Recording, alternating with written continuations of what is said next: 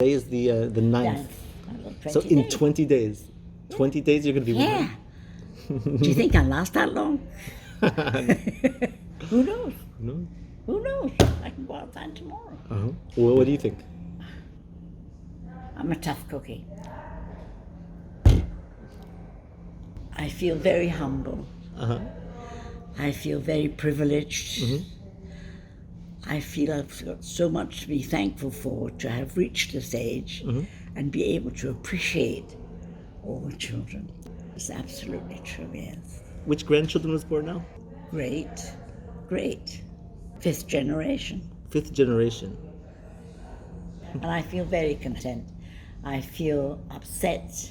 I'm upset because of the situation and it's caused so much hardship. How have you been learning to live with the COVID situation? By doing what I'm told most of the time.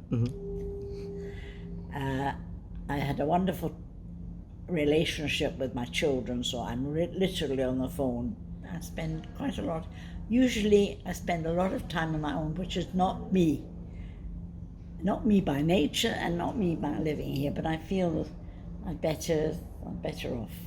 Everybody's so scared of this mask. Sorry, excuse me, the mask. I mean, after all, what is that to you? I had learned when I was very young that if you've got something that you cannot change, do anything about, and you've got to learn to live with it as best you can. And I haven't changed from that.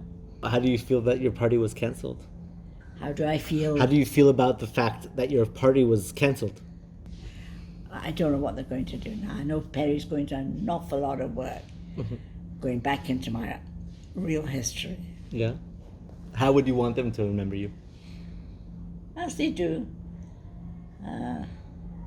Always criticizing, loving,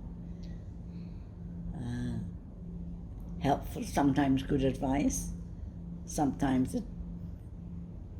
they're probably not so good advice. We've got a wonderful relationship. Well, you've seen enough of us as a family. What have I said? One for all and all for one. Maybe. That's just come to me, I don't know. We're very much a family. And whenever there's a function, I always try to say, whatever you do, remember who you belong to, where you belong to, and remember, and always keep that in mind.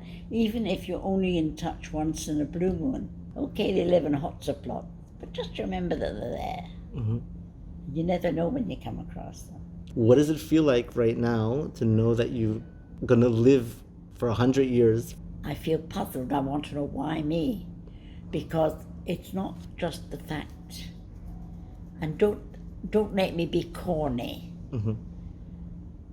It's not just the fact that I'm alive. I'm alive good. I'm alive knowing. I'm alive aware of everything, of the children I have, of the blessings I have, of the good things I have. I'm aware of it all, and I'm well enough to be aware of it and think about it, and that makes me humble, and I wonder why. How far back you remember nowadays? I remember what I was doing in 1925. Yeah? You know, I was one of 7 children. They've all gone a long time ago. I mean, the youngest one was 11 years older than me, and she died at 90-something. My father was killed when I was 6 years old. But this younger sister, who was 11 years older than me, she knew my father. So she used to talk about him. I don't remember him. I remember him there. I always remember him putting a red paper around the light because I had measles, and it would hurt your eyes if you've got a bright light. That comes back from 1925. I was 5 years old, 4 or 5 years old. I had my tonsils out when I was 5. August 1925, I had my tonsils out, and I remember. I remember lying on a table like this, having my tonsils out, and then I got an ice cream, but I had to wait for it. Chic. Must tell you something funny. he wanted my birth certificate because they got a letter from the Queen. And I couldn't find it at the time. And he got in touch with the Glasgow authorities and asked for the birth of 1920.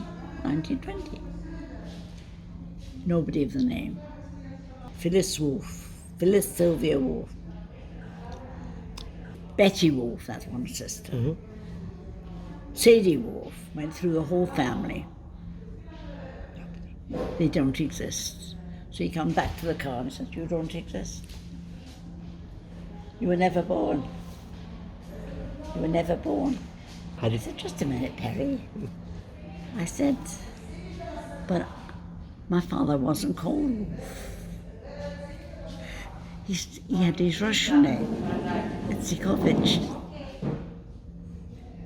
And he wasn't a British citizen yet. He was naturalized in August 1925, when I was 5 years old, so that he could go to Russia to see his 100-year-old mother. Phyllis, you're not wearing your mask, and you're not wearing yours either.